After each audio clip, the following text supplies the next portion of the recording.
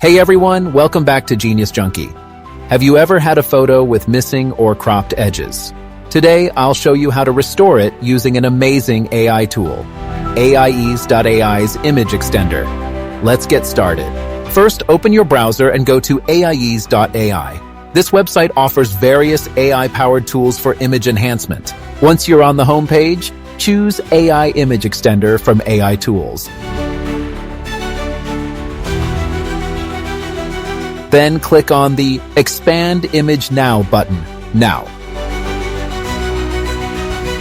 Upload the image you want to restore. Just click on Upload, choose your cutoff photo, and wait for it to load. Next, select the required size ratio based on how much of the image you want to extend. This step helps the AI understand how to fill in the missing parts. Once you've set the size, click the Generate button.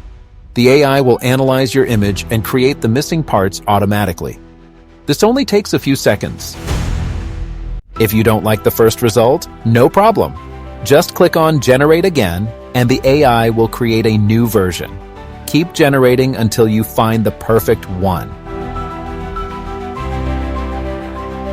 Once you're happy with the result, click Download and save your restored image.